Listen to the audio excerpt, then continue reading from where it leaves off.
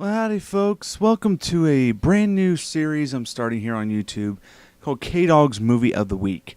And what this is going to be is a movie, basically it's going to be a movie a week that I've watched, going to review to you guys.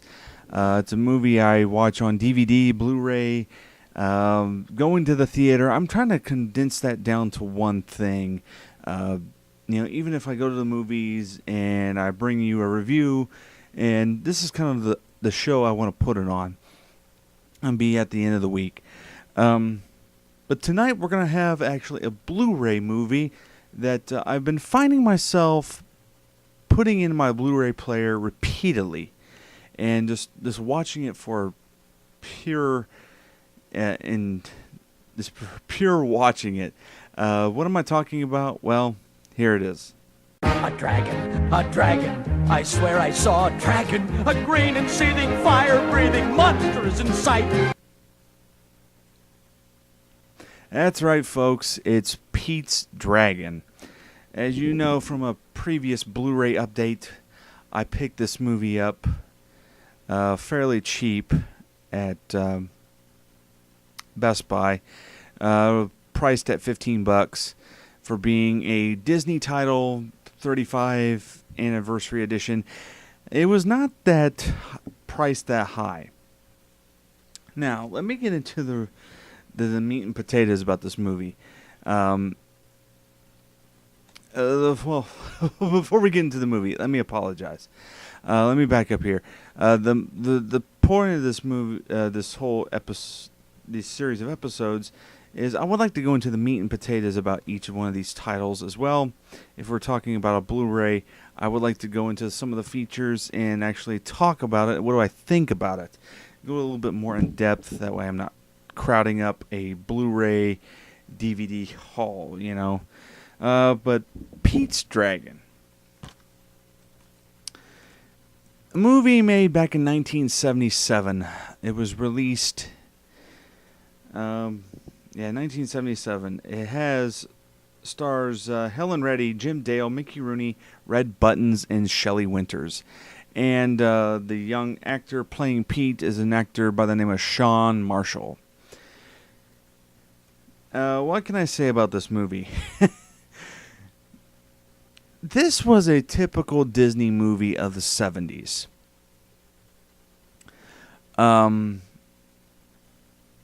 The movies that Disney was putting out in the 70s and early 80s were really struggling.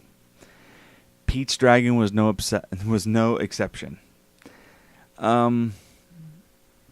It's a musical. It's a fun movie to watch. If you were to put this in as an adult and watch this, you're going, what the heck? I mean, that's literally the reaction is, what the heck are they thinking? It's like, were they all stoned? Oh boy. I apologize if I go a little bit too far on that, but interesting about this movie is this should have been a mind-blowing movie of the time. But Disney, like I said, was really struggling to find their place amongst the movie-going audience in the 70s and early 80s. It had been 10 years since Walt Disney himself died. And they were trying their darndest to keep Walt's vision growing.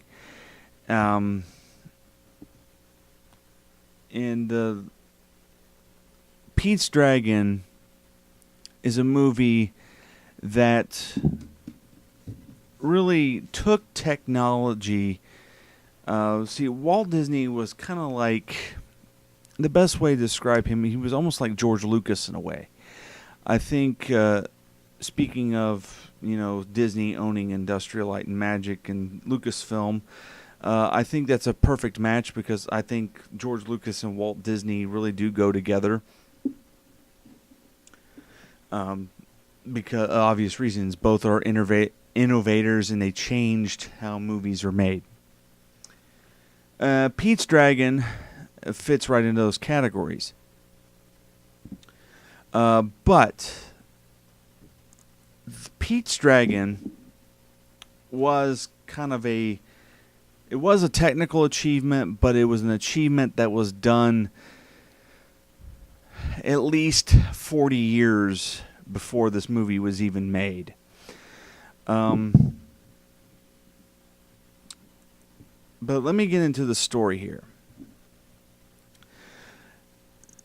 The story is about a boy named by the name of Pete. He's actually an orphan who has a magical dragon. And the thing is that he was recently adopted by this family, kind of like hillbilly-like characters, and they're mean to him, and they torture him. They make him do all their chores and things like that. And they're not willing to give him up because they paid a lot of money for him, and by golly, they're going to keep him. But Pete has a magical dragon, and the magical dragon actually saves him. He ends up running away from this adoptive family to a small town by the name of Passamaquoddy. Uh-oh. When you name a town a ridiculous name like that, I think you're subject to corniness and failure. But anyway, he ends up meeting up this other family, played by Helen Reddy, and her father, Mickey Rooney, which is right there. And they are the lighthouse keepers of the town. And of course, with Pete and his magical dragon, they end up saving the town and causing... Before actually saving the town, they cause a ruckus, and there's a big... like the boy... It's a typical tale where the boy has something that he doesn't want to share with the world, and... but eventually everybody finds out about it, and this thing actually helps save the town. Well, now that I've shared what the story is about, let's get into some details here. Like I said, this movie was a technical achievement of the time. It was not, however, it had been done at least 40 years before the movie was even made. I don't know why so many people really enjoyed this movie. It did poor at the box office. It was hugely panned by critics and moviegoers alike. The only thing that really keeps it alive, I think, is the children that grew up with this movie. Because it really does capture... It's a typical kids movie of that time. It wasn't really pushing any boundaries or anything like that. It was just a movie for children, and children, I guess, at the time were not really pushing the ticket prices. However, with things like Star Wars at the time, kids bought a lot of merchandise, but it was really they really looked at the adults in terms of marketing and campaigning for those movies. Pete's Dragon was aimed at kids. They knew only kids and their parents would see it. That's the problem. And it's a corny movie. I mean, I just named when you're naming a town called Passamaquoddy. Passamaquoddy. What kind of a town is that? It's really corny. It's a goofy musical, so everyone breaks out in the song and dance for no apparent reason. And at the time, and I keep mentioning this, it was a technical film. It was a special effects film. That was the big money maker, is that, hey, it's live action, and It's animated. It's live action and animation together in one thing. But that had been done before, about 30 to 40 years beforehand. Matter of fact, on this Blu-ray right here, there is a feature that talks about combining the art of combining live action and animation together. And it really doesn't talk anything about Roger Rabbit, but it does talk about how Walt Disney himself did that. And how he kind of paved the way, actually. This is what's strange about it. He kind of paved the way for movies that are special effects, the way that they are done today with CGI characters. Walt Disney was kind of the one kind of trying to invent that. And it's really interesting to see how they did it back then. Today we use a process which is normally called blue screen or green screen. At the time, there was blue screen. Green screen did not come until later. Green screen would come when they would start using video, actually, to do shooting special effects and things like that. But at the time, blue screen was available.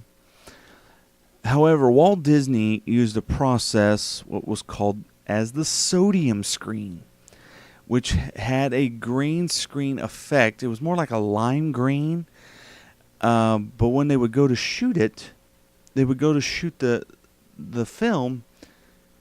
If you would look at the original footage, you could barely see the screen. It's very, very faint in the background. But I guess on set, it was a tremendously bright. It was all in the lighting. And it was, I forget, but there's a feature where Pete himself, Sean Marshall, actually grown up, narrates this whole video talking about how the process was done.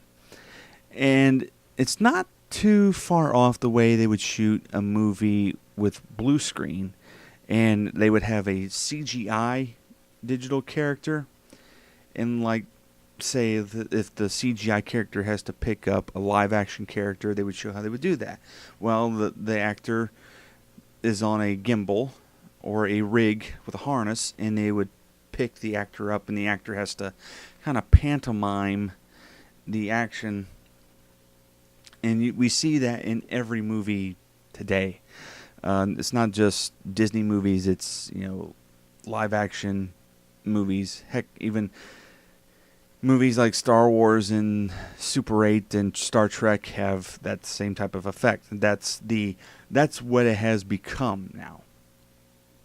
But with Pete's Dragon, at the time, they used the old processes, which was called the sodium screen, and the actor had to be hoisted up on, I guess, there's a shot where Pete is actually riding the dragon. The dragon's name is Elliot, by the way. There's a shot where Pete has to ride the dragon, and it's turning him and doing this, and there's shots where the dragon picks him up and kind of rocks him like a swing, and there's shots where the boy has to walk up the dragon, and it looks like he's actually walking on the dragon.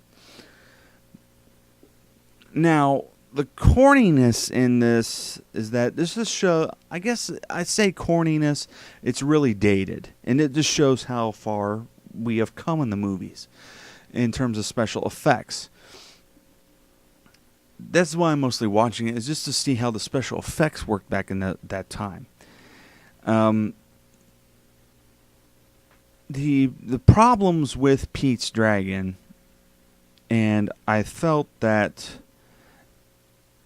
Disney and ILM perfected it with Who Framed Roger Rabbit. And that was the problem with Pete's Dragon, is that it's hard to, couple things. The animation. The animation is really, really good on the dragon. I think he's a lovable character, but where he doesn't fall into the believability of actually being with the live action characters is that he's not round. Like, you can tell here, even though this is a 2D image, you can tell my body has some roundness to it. That it's, you can see a round go like this around my hand and my arm and my entire shoulder. But with the way they drew Elliot and put him into the live action footage was just they took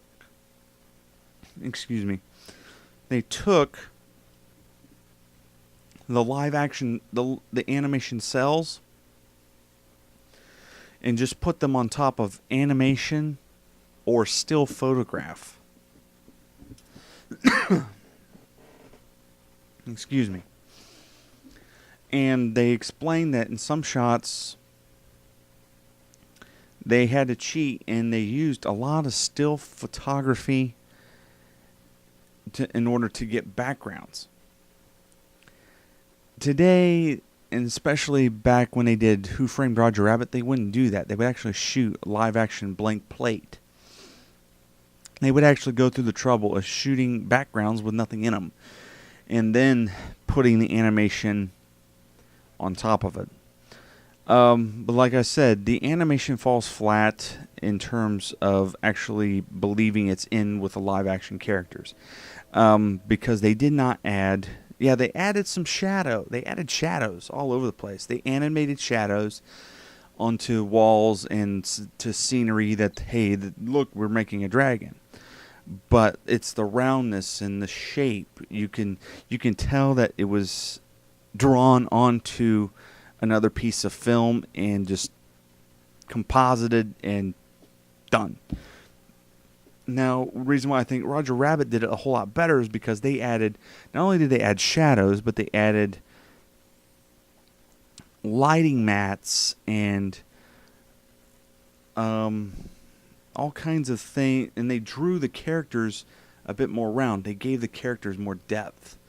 And so where you can actually believe there's some roundness, they drew the characters very round. They added shadows. They added mats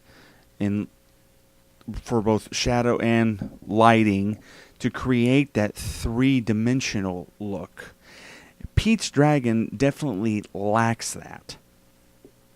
As a matter of fact, watching this on Blu-ray, you can kind of see where some of the compositing was poorly done.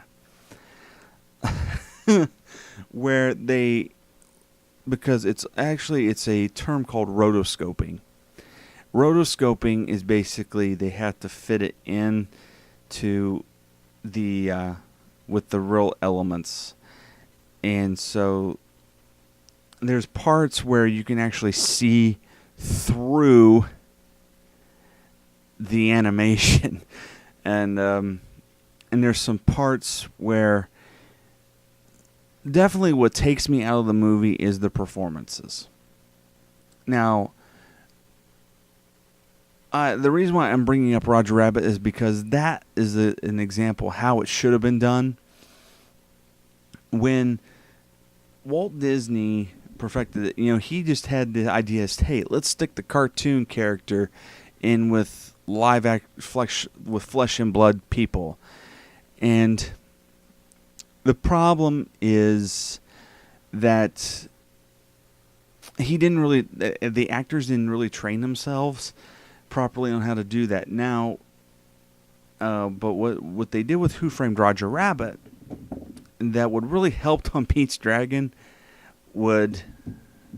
they would have to put the actors through mime training. They actually send them to mime school to learn how to,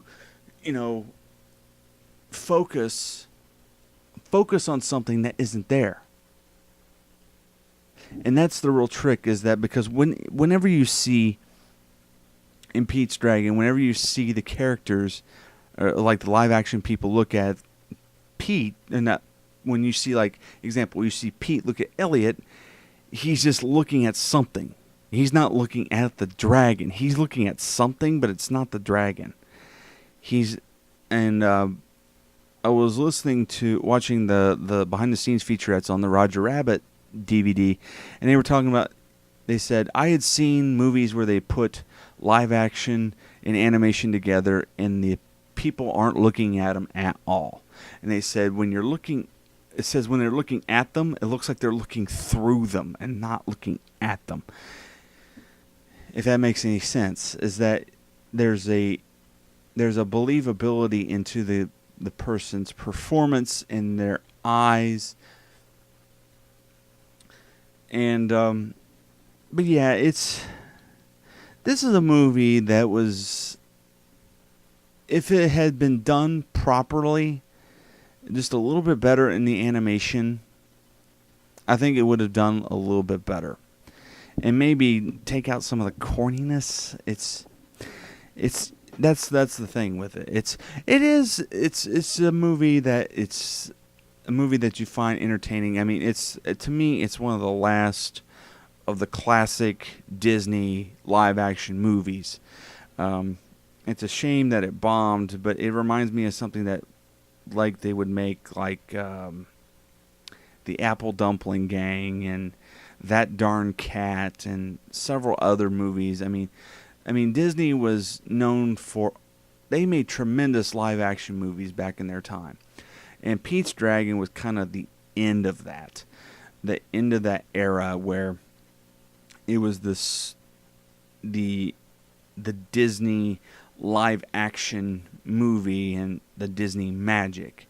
But then later on they would go on to make a little bit more edgier live action movies. I mean, you look at the live action movies they put out today, it's mind blowing. And some you like better than others. But I mean this movie was, let's just say this movie, 2 years later, Disney would end up making a movie called The Black Hole, which was their first science fiction movie. And then 2 years after that, they made Tron. So within 4 years, they took a huge leap from this to Tron. That just shows how well this movie did. But yeah, Pete's Dragon, the movie of the week. I'm not sure what movie I'll be planning for next week, but I'm definitely planning, this is typically a movie it's on my mind. I constantly pop into my Blu-ray player, and even though it's corny, I pop it in and watch it. There's some scenes that is a little kiddie. I'm going to go on to, I'm on Wikipedia here, and they pulled some of the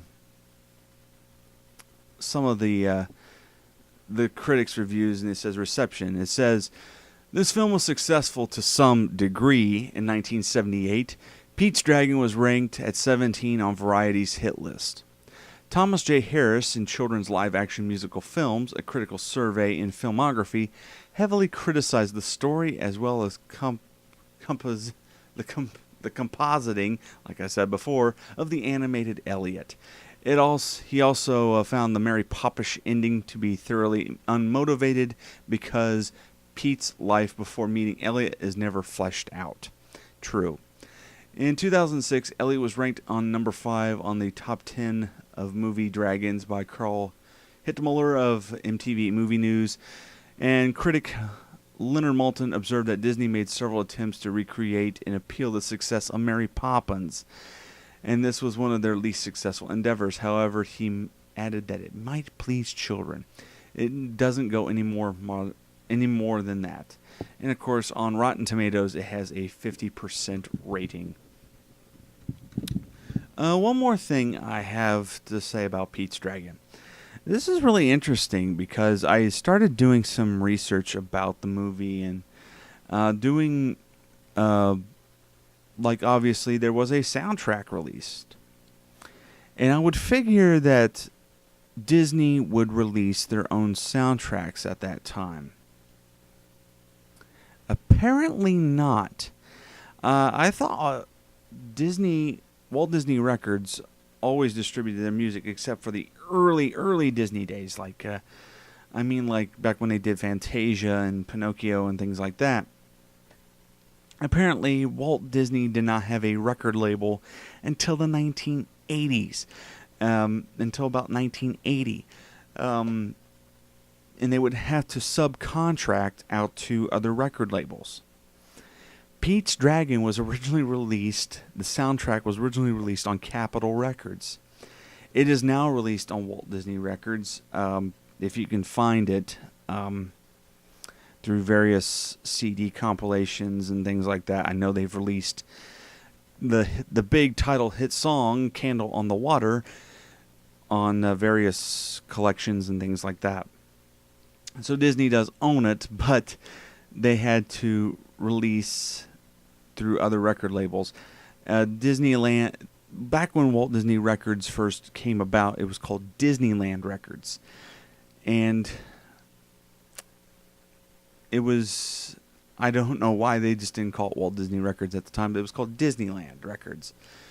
But that was kind of interesting fact about the movie. It was about how the soundtrack was released. Also, one thing I forgot to mention about this movie Pete's Dragon right here, is that the animation in the movie, it was, even though I kind of criticized it, but the animation was done, was done by Walt Disney, but it was done, or directed by Don Bluth. That's right, folks. Don Bluth was an animator at Walt Disney Productions. In case you don't know Don Bluth's history, he started out at Walt Disney Productions as kind of an assistant to the original Nine Old Men. And when it was time for the Nine Old Men to retire, they were wanting all the new animators kind of step up and take part in some things. And so Don Bluth actually directed the animation on Pete's Dragon. And I think in terms of the animation, how the character looks, he looks good. Again, it's all about believability, special effects, and creating, that roundness. There was one more thing. Oh, yeah, also about the animation. Pretty much this was the movie that the Nine Old Men were not working on at all. So a lot of the Disney animators that were animating back in the 90s, this was their first movie. One of the animators by the name of Glenn Keane, you would know him from Beauty and the Beast. He actually directed the animation on The Beast himself. And this was his earliest movie. And it is a typical musical. People jump out in song for no apparent reason. They jump into dance. Back to the soundtrack, I think partially the reason why it was released on Capitol was because the actress, Helen Reddy, who was not an actress at all, she was actually a singer. She was on Capitol Records label. So she may have had some doing in helping Pete's Dragon find a record label. But from me to you, see you later. If I can turn it off!